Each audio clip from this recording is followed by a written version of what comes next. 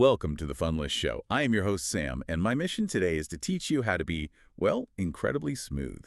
And I am Carol, and my mission today is to stop Sam from completely embarrassing himself. Welcome to the show where our motto is, learn English with laughter. Exactly. Because today we are doing a deep dive into a topic that is it's honestly so dangerous. Oh, it is a minefield. Right. We're talking about flirting in English gone wrong.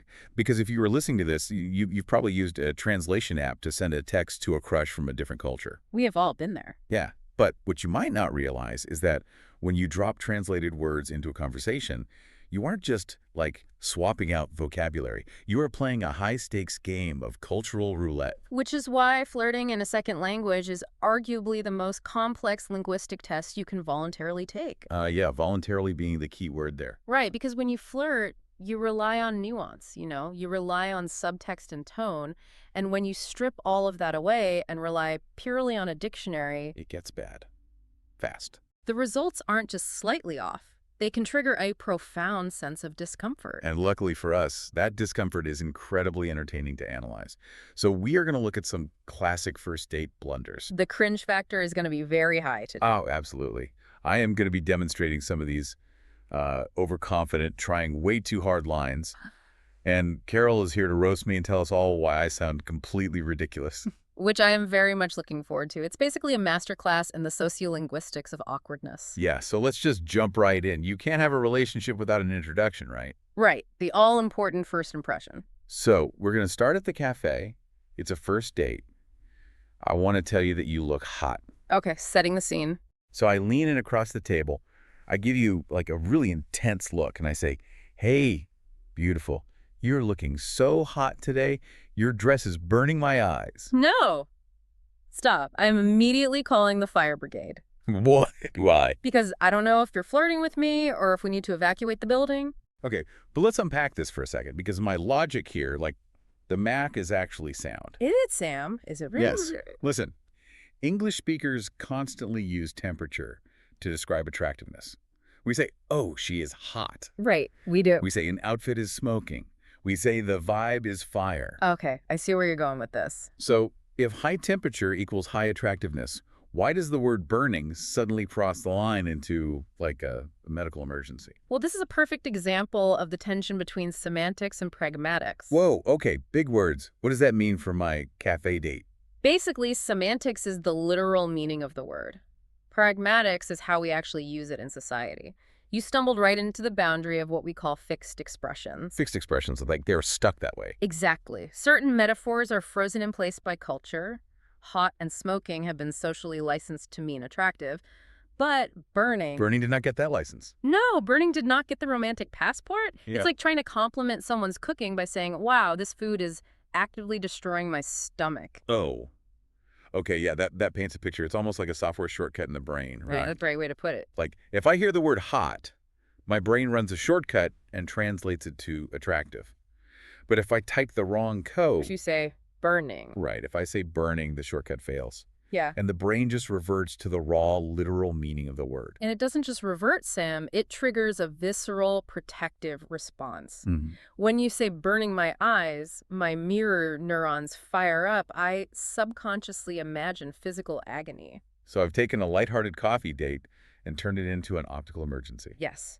And imagine the body language that goes with that. Because when non-native speakers use really intense vocabulary, their body language often overcompensates. Right, they try to match the weight of the words. Exactly. So to deliver that line, you were leaning in way too far, staring intensely. Maybe even squinting like I'm actually in pain. It is a massive wave of awkwardness. So the correct alternative is to dramatically lower the temperature. Okay, so what should I say instead? Just rely on established adjectives. Say, "You look absolutely stunning today," or "That dress looks amazing on you." Beautiful. Safe. No third-degree burns. Exactly. No fire hazards. Okay, so let's say I learned my lesson. Metaphors are dangerous. Poetic language is a minefield. Which it is. So my natural instinct is to just retreat to safer ground. I decide I'm just going to be literal. Oh, no. I know where this is going. Right, because this brings us to our second massive pitfall. The uncanny valley of compliments. Yes. The uncanny valley is such a great way to describe this. We usually use that term for, like, robots, right? Yeah. When a CGI face looks almost human, but there's a slight flaw that makes you feel uneasy. Right, and the exact same phenomenon happens in linguistics. Okay, so let me set the scene for this one. It's time for the physical compliment. Oh boy. Now, I'm going to look at you, and I want to compliment your physique. So I say, hey, Carol, you are so beautiful. Your muscles are very big and strong. I like your body. I feel like I'm buying a cow at the livestock market. A cow.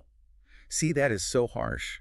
On paper, I am doing everything right. You are definitely not. But wait, hear me out. Flirting involves physical attraction. We all know that. Big muscles are good. Strength is positive. Like your body states the ultimate goal. It states biological facts, Sam. So why does stating positive biological facts sound so incredibly creepy?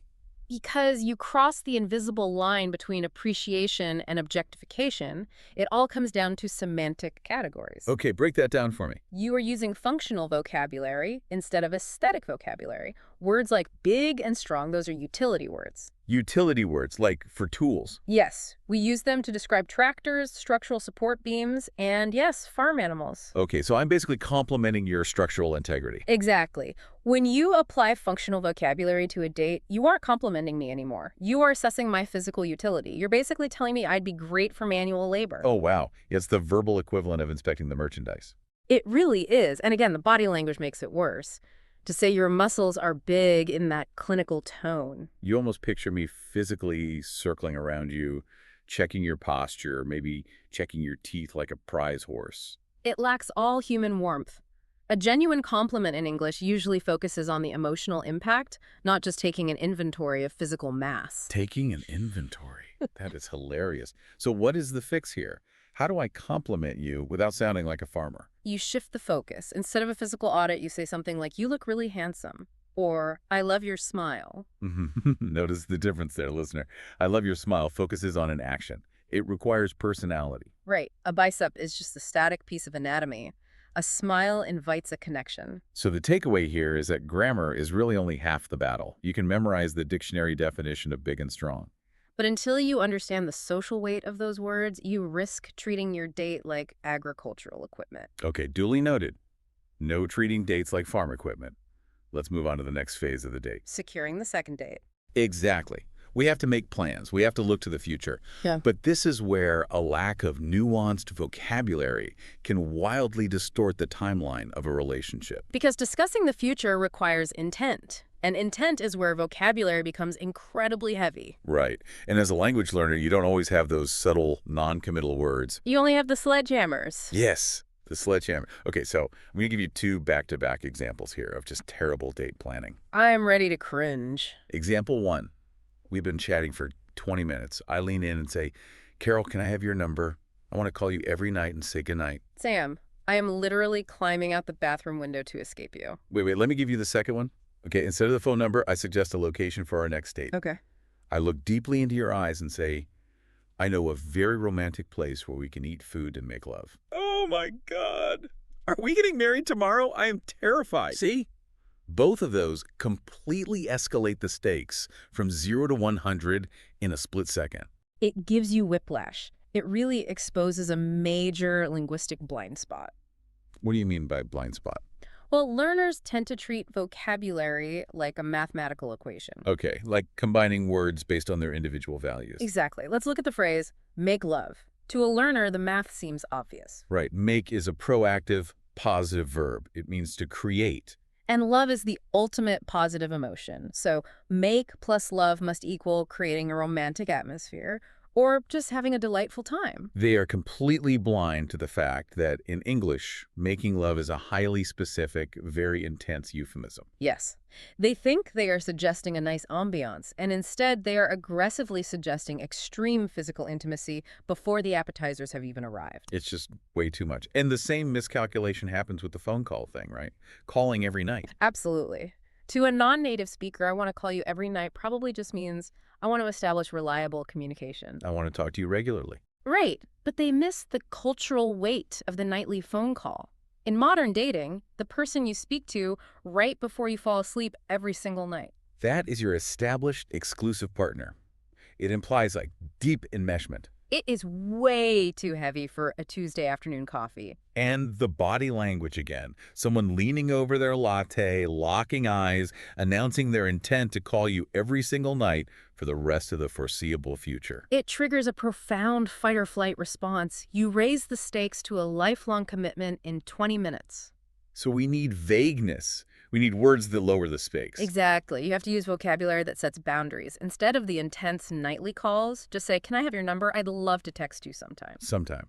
That word is doing an incredible amount of heavy lifting there. It is. It is beautifully non-committal. It signals interest without demanding a rigid schedule. It respects the other person's autonomy. And for the disastrous dinner proposal, you just say, "We can have a nice dinner and enjoy each other's company." Enjoy each other's company. It sets a clear perimeter. Food and conversation. No immediate leaps into a lifelong bond. It leaves the door open without aggressively locking the other person inside the room with you. Exactly. But, this begs a larger question, Carol. Where are language learners even getting this hyper-intense, overly dramatic vocabulary? Oh, this is actually a well-recognized phenomenon in sociolinguistics. Is it Hollywood? Please tell me it's Hollywood. It is absolutely pop culture and media. Think about it. When you learn in a classroom, the curriculum is entirely functional. Right, how to ask for directions to the train station, how to order a sandwich. But textbooks rarely teach you how to express complex human emotions.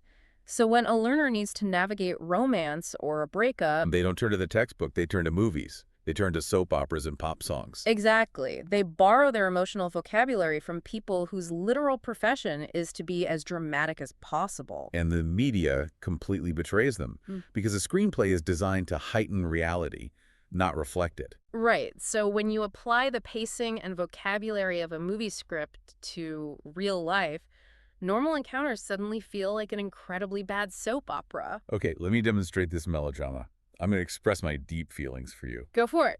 Carol, I just want to kiss the ground you walk on. You sound like a poet who failed 5th grade. Ouch. But I was being so sincere. The irony is that by trying to sound profoundly sincere, you circle all the way back around to sounding completely fake. Because overly dramatic language in everyday life just feels untrustworthy. Exactly. But wait, it gets worse. Let's do the breakup scenario. Oh yes, the bonus breakup scene. So, you are breaking up with me. You tell me we aren't compatible. Right. I say we should see other people. And instead of accepting it, I fall to my knees, I throw my hands in the air, and I yell, "But I love you long time." Aside from the awful grammar, you sound exactly like a 90s Bollywood villain. It's the tragic consequence of adopting a Moody script. It really is a collision of dramatic intent and real-world inappropriateness. Because if you're breaking up with someone, they're already vulnerable, right? They're confused. They need clarity. When navigating emotionally charged situations, clarity is the highest form of kindness. They do not need a riddle about kissing the ground, and they definitely don't need a cinematic villain monologue. If you use poetic metaphors that you don't fully understand the cultural context of, you risk making a painful moment seem like a joke. So what is the fix for the breakup? Strip away all the drama. Strip it all away. The sterile, straightforward script is always best. Just say, "I think we should break up. We are not compatible." Clean, respectful, and zero room for misinterpretation. No Bollywood theatrics, no failing grades in poetry, just a clear transfer of information. Which really brings us to the ultimate lesson of this entire deep dive. The golden rule for flirting or even breaking up in a new language. Simple English is far better than wrong English. Yes. Be confident, but avoid artificially poetic or directly translated hyperbole at all costs. Let your genuine personality and your tone do the flirting, not a dictionary or a movie quote. Please, do not tell people they are a fire hazard. Do not assess their muscular utility like farm equipment. And do not propose a lifelong commitment over a latte. Keep the vocabulary manageable, Sam. The goal of language is connection, not a theatrical performance. So if you are listening to this right now, take a second to reflect. Think about how you express affection. Have you ever accidentally cast yourself as the villain in your own romantic comedy because of a poorly chosen adjective? It happens to the best of us. It's just part of the messy process of trying to connect with other humans. Absolutely. But Carol, there's one final provocative thought I want to leave everyone with. What's that? We have spent this entire show laughing at how translating romance into English makes people sound awkward. But consider the reverse. Oh, that's an interesting angle. Right. English is notoriously rigid. Our vocabulary for love is actually quite limited compared to other cultures. It is very heavily reliant on word order and fixed phrases. So, if a direct translation from a foreign language makes romance in English sound like a cattle market, what beautiful, intricate, deeply romantic nuances from other languages are native English speakers completely missing out on when they travel? Wow. We might be walking around completely oblivious to the poetic realities of other cultures just because those concepts can't survive the translation into our rigid English structures. Exactly. It's something to think about next time you pull out that translation app. That is a great point to end on. Yep. Simple and correct English is always better than cringy forced English. Always. We want to hear from you guys too. Comment below with your favorite language mistake or your own cringy dating stories. Yes, please share them so we feel less alone. And don't forget to like, comment, and subscribe to the Funlish Show. We will keep bringing you the best language laughs. See you next time, everyone. Wait. Before we go, Carol, I have one final pickup line for you. Sam, no. We literally just talked about this for 20 minutes. Just listen, it's so smooth. Okay, are you ready? I am bracing myself. Are you a parking ticket? Because you have fine written all over you. We are ending the show right now. It's a classic. Goodbye, everyone.